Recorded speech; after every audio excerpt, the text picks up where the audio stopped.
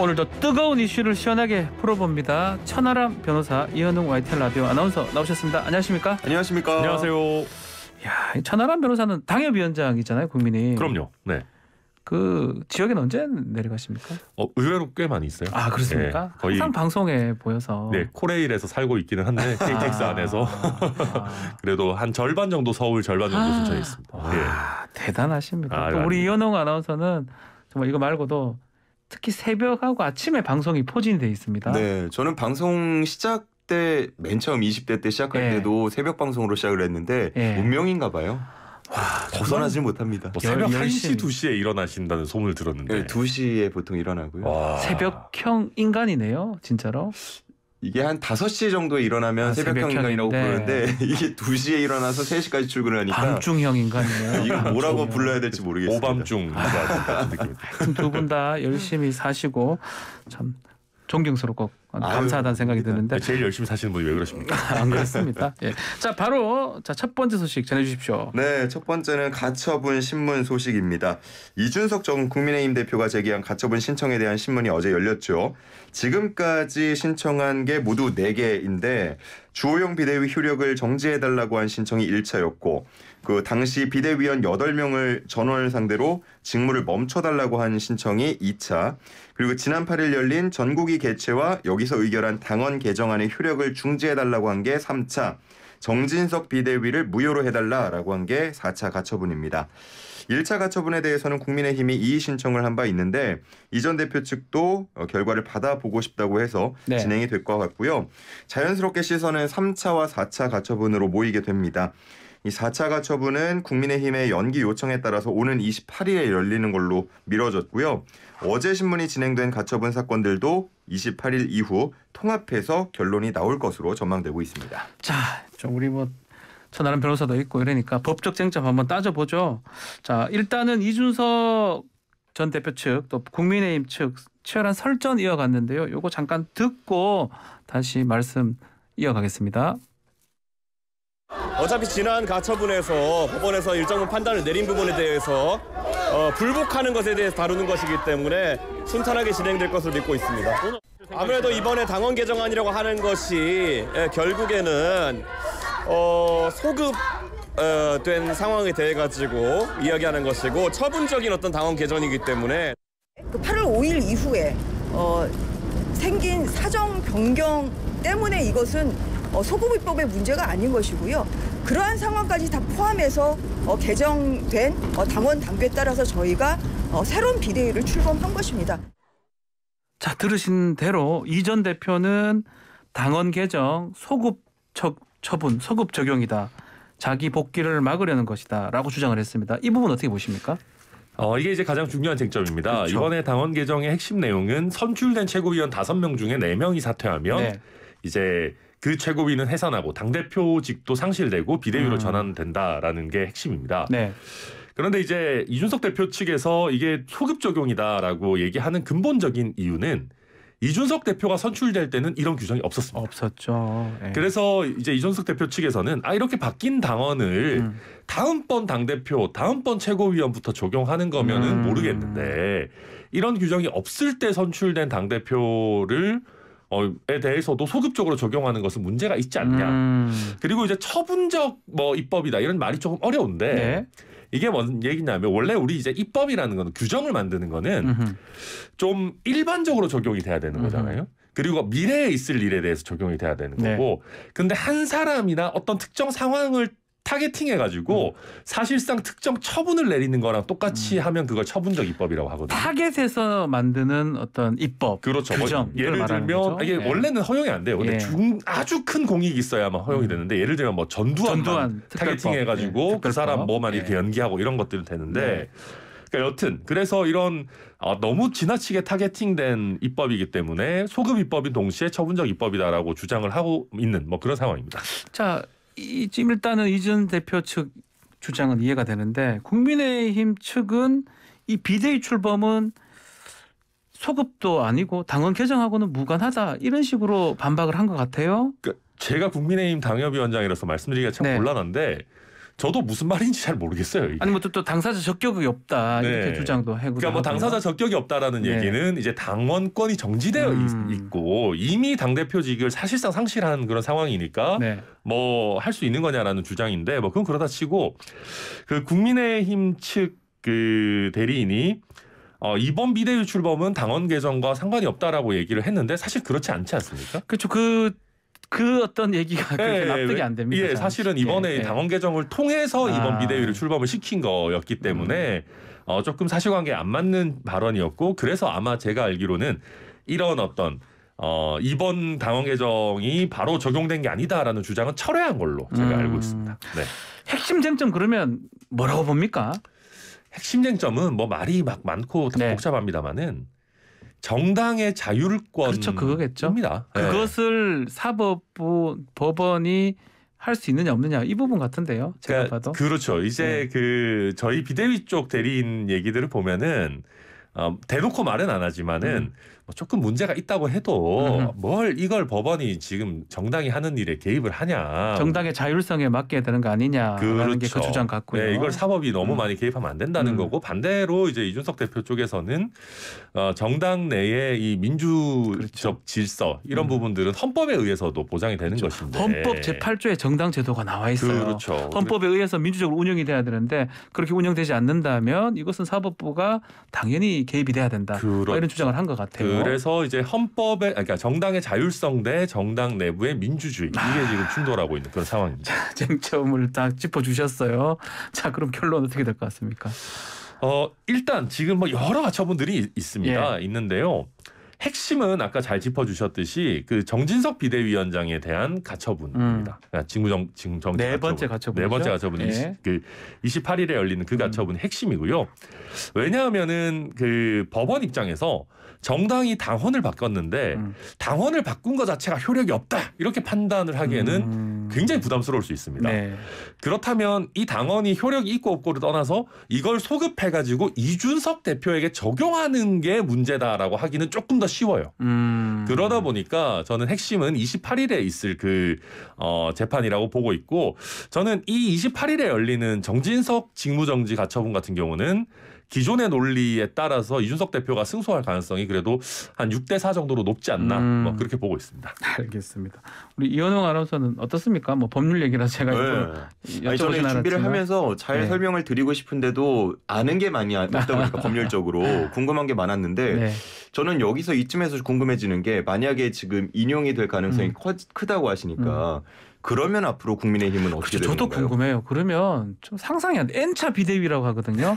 무한 또 비대위. 출범하는 겁니까? 무한 비대위. 근데 설마 뭐 비비비 대위를 하지는 않을 것 같고요. 근데 이제 그렇게 되면은 원래 원칙으로 돌아가면은 이준석 대표가 돌아오는 거를 전제로 이제 한 4개월밖에 안 남았어요, 사실. 네. 그러고 이제 원내대표가 직무대행을 하는 최초의 형태로 돌아가는 것밖에 방법이 없습니다. 그리고 이제 그만둔 최고위원 자리는 보궐선거를 통해서 채우게 되는. 그게 원칙적인 모습이잖아요. 네, 그게 원칙적인 그렇게 모습이죠. 갈 수밖에 없다는 건데 네. 제가 좀 전에 김병민 비대위원하고 인터뷰를 제가 했는데 그런 거는 상정하지 않는다. 네. 가정하지 말아달라고 또 얘기를 하긴 하더라고요. 그래서 이제 당의 주류는 네. 이준석 대표가 돌아오는 시나리오는 이제 결코 상정하지 않는다는 생각이기 때문에 그렇게 된다면 결국은 이준석 대표에 대한 제명, 이 추가 징계 가능성이 아마 본격 대두가 될 것 같습니다. 알겠습니다. 자, 결론 28일 시간이 조금 있습니다. 28일 그 이유가 될 것 같은데 뭐 지켜봐야 김경민 될 것 같습니다. 비대위원도 뭐 비대위원 3일하고 끝나거나 이러지는 않을 것 같아요. 법원이 이렇게 좀 밀어줘가지고 최소 한 달 이상 만약에 그렇다면 28일까지 정도밖에 못하지 않을까. 그래서 상정하기 싫다라고 했던 것 같다. 그 말씀이죠. 알겠습니다. 자, 이현웅 아나운서 두 번째 소식 전해주십시오. 네, 두 번째는 영수회담 대신 여야회동입니다. 네. 윤석열 대통령과 이재명 더불어민주당 대표의 단독회담, 영수회담은 사실상 어려워진 듯합니다. 이진복 대통령실 정무수석이 어제 이 대표가 윤 대통령을 향해 민생경제 영수회담을 거듭 요청하는 데 대해서 대통령이 해외 순방을 다녀와서 각 당대표와 원내대표를 만나는 것도 고려해 볼 필요가 있다라고 언급을 했고요. 회동 방식은 어떻게 되든 간에 그쯤 되면 한번 논의해 볼 수 있지 않겠냐 이렇게 말을 하기도 했습니다. 결과적으로 민주당 측이 요구해온 영수회담에 대해서는 사실상 선을 그었다라고 볼 수 있겠는데요. 네. 이수석은 윤 대통령은 영수회담이라는 용어 자체를 인정하지 않는다고 재차 지적하기도 했습니다. 앞서 이 대표는 지난달 28일 당대표 당선 직후 첫 회의에서부터 여러 차례 윤 대통령에게 영수회담을 제안한 바 있습니다. 자, 영수. 영자가 대통령 할 때 영자고 숫자가 머리수, 야당 총수 뭐 이런 의미죠. 네. 자, 영수회담 사실상 거부한 것이다라고 봐야 되는 겁니까? 어떻습니까? 네, 일단 그 대통령실의 입장은 그 대통령이 당의 총재를 겸임하지 않는 우리 이제 노무현 대통령 때부터 네. 그렇게 됐는데 그 이후에는 영수회담이라는 용어 자체를 잘 쓰지 않는다. 거의 안 썼던 것 같아요. 네, 그래서 예. 뭐 영어 수학 회담도 아니고 이제 영수회담. 그래서 일부러 예. 대통령이 영자로 예. 아무튼 뭐 그래서 이제 그런 형태로는 만나기는 어렵고 네. 이제 보통 보면 원내 정당 대표 뭐 회동 이런 식으로 해서 하는데요.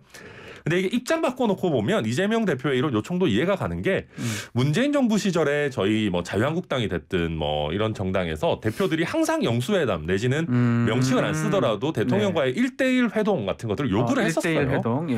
근데 이제 그때는 또 대통령께서 아니 뭔 대통령이 야당 대표랑 1대1로 만나냐 뭐 다른 대표들이랑 같이 해가지고 만나자라고 했었고 그러다 보니까 이게 여야가 교체될 때마다 아하. 조금 나오는 이슈이기는 합니다. 이재명 대표가 이렇게 지금 한 3차례 4차례 얘기를 한 것 같거든요.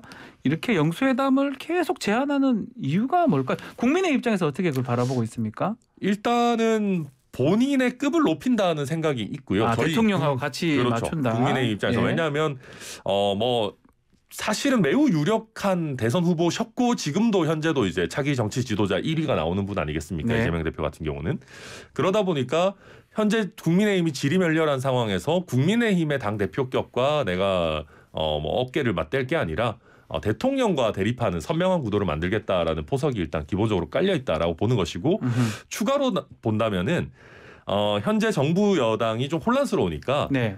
대통령이 본래 해야 되는 민생 챙기기를 오히려 거대 야당의 대표인 내가 더 주도적으로 하겠다. 그래서 민생을 키워드로 영수회담을 하자라는 걸 지속적으로 말씀하시는 것 같습니다. 지금 말한 것처럼 좀 반대였던 것 같아. 통상 보면 대통령이 난국을 극복하기 위해서 야당의 수장을 만나는 그런 모양새였거든요. 뭐 보니까 김영삼 정부 때도 10차례 정도 이상 만났고 네. 김대중 때도 8차례 DJ 정부 때도 그 정도로 만났다면 오히려 대통령이 그것을 좀 더 해야 되는 상황 같은데 지금 상황은 좀 반대로 보이기도 하거든요. 그러니까 민생 챙기기가 어쨌든 그 취지인데 그렇죠. 그 겉으로 지금 드러나는 취지인데 지금 민생이 사실 굉장히 심각한 상황이거든요. 그렇죠. 뭐 예. 초코파이 가격 오른다, 라면 가격 오른다 잇따라 뭐 뉴스 뭐 나오고 물가도 있고요. 그렇지만 환율도 그렇고요. 환율도 난리 지금 났죠. 심각한 뭐 상황이에요. 여러모로 지금. 정말 네. 심각한 상황인데 그렇게 서민들이 느끼는 민생에 비하면 무언가 정치권에서 움직임이 조금 굼띄어 보이는 게 사실입니다. 그렇죠. 그리고 그걸 해결해 나가려면 결국은 이 협치가 있어야 되는데 아,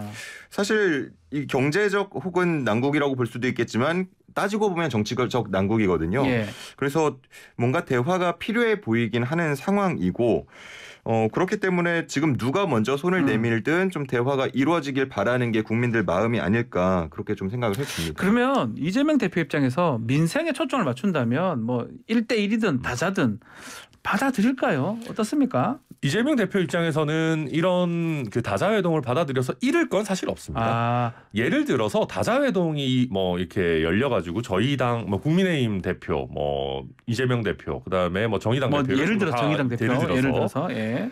그렇게 다자회동이 열린다 하더라도 그 여론의 그 관심은 결국은 대통령과 이재명 대표가 만난다라는 거에 찍힐 수밖에 없어요. 그래서 이재명 대표가 대통령 만나서 어떤 얘기를 하느냐가 또 중요해지는 그런 국면이 될 수밖에 없기 때문에 이런 거를 이재명 대표 입장에서도 아마 뭐 받아들이지 않을까 그렇게 예상이 됩니다. 알겠습니다. 자, 한편 이재명 대표 어제죠. 2달 만에 봉하마을을 방문했고요. 자, 노무현 대통령 무역에 갔던 걸로 좀 알려졌는데 이 시기적으로 기소 직후라서 그런지 여러 가지 추측들이 나오고 있는데 어떤 의미라고 봐야 됩니까? 사실 민주당 당대표로서는 이제 그냥 어찌 보면 일상적인 행보입니다.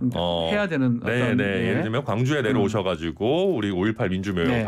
방문하시고 그 다음에 이제 또 PK 지역 방문해가지고 봉화마을 가시고 이게 루틴한 그런 일인데 하필 이게 공교롭게도 이제 본인에 대한 뭐 기소 내지는 기소 의견 송치 뭐 이런 부분과 겹치다 보니까 네. 조금 말이 많이 나오고 있는 상황이고 다만 이게 그 이재명 대표 입장에서는 나쁠 게 없는 것이 현재 친문 계열의 뿌리가 사실은 또 친노 아니겠습니까? 그렇죠. 그러다 보니까 일단 원래 당내에 일단 내부 갈등이 있었다 하더라도 현재 이재명 대표가 이렇게 외부적인 어떤 요인에 의해서 곤란을 겪는 이상 우리가 좀 힘을 합쳐야 된다. 뭐 전해철 의원이나 이런 분들의 얘기들도 나오고 있거든요. 그런 면에서 뭐 이재명 대표 입장에서는 생각보다 루틴한 일이었지만 정치적으로는 얻어가는 게 많은 행보였다. 저는 친문 끌어안기 일환일 수도 있다. 이 네. 말씀이시네요. 그렇습니다. 자, 그러면 지금 가장 이제 최근에 이 송치가 됐고 앞으로 수사가 더 본격화될 성남 FC 제3자 뇌물 공여죄 그 부분이 지금 아마 지금 핵심으로 보이는데 천 변호사님은 어떻게 보십니까? 그러니까 이게 지금 네. 그 재미있는 거는 왜 두산에 대해서만 그 기소 의견으로 보냈을까? 여러 가지 뭐 네이버라든지 한 후원 6개 업체가 많았어요. 정도 업체가 사실은 그 물망에 올랐었는데 예. 그러다 보니까 법조계에서는 두산 쪽에서 그 구체적인 대가 관계, 구체적인 청탁과 관련한 진술이 좀 확보된 것 아니냐라는 관측들이 많이 있습니다. 물론 앞으로 이거 수사 과정이 뭐 결과 발표되는 것을 봐야 되겠지만은 네. 그래서 이게 물론 우리가 지자체장이 후원을 받을 때 보통 이제 좋은 관계를 맺고 이제 기업들도 이렇게 잘 지내기 위해서 하는 거지만은 굉장히 구체적인 대가 관계, 예를 들면 어떤 부지의 용도 변경이라든지 네. 뭐 허가 이런 게 결부되면은 이게 또 사실 뇌물 문제가 생길 수 있는 것이어서 그런 구체적인 대가 관계가 있는지 앞으로 조금 더 지켜봐야 될 것 같습니다. 알겠습니다. 자, 오늘 킹스에 마무리해야 되는데 이현웅 아나운서가 오늘까지 너무 일정이 좀 바빠서 저희가 항상 모시는데 죄송스럽고 그랬는데 아유. 오늘이 좀 마지막이 돼서 한 말씀 좀 부탁드리겠습니다. 네, 또 이제 마지막 방송을 준비하다 보니까 주변에서 갑자기 잘 들었다는 얘기를 엄청 하더라고요. 또 마지막에 어떻게 네. 알고 또 그렇게 하셨나 모르겠네요. 진짜 공교롭게 그런 얘기를 최근에 많이 들어서 네. 떠나는 입장에서 더 아쉬운데 앞으로도 듣지 말라 그러세요. 아니, 들어야죠. 들어주십시오. 부족한 모습이 많았지만 어쨌든 많이 잘 들어주셔서 감사하다고 생각이 들고요. 많이 좀 보충해서 좋아하는 프로그램이고 코너니까 제가 또 금이 환영할 수 있도록 네. 더 노력하겠습니다. 금이 환영해 주시면 너무너무 제 감사합니다. 생각에는 말씀은 직접적으로 안 하셨지만은 진행자 자리를 노리고 계신 게 아닌가. 뭐 금이 일로- 환영이라는 아니, 게 뭐 역시 본인 예. 있어요. 슬라생 해야 되니까. 예. 자, 알겠습니다. 감사했습니다. 자, 너무너무 감사드리고요. 킹스맨 오늘 여기서 마무리하겠습니다. 천하람 변호사, 이현웅 YTN 라디오 아나운서였습니다. 고맙습니다. 고맙습니다. 감사합니다.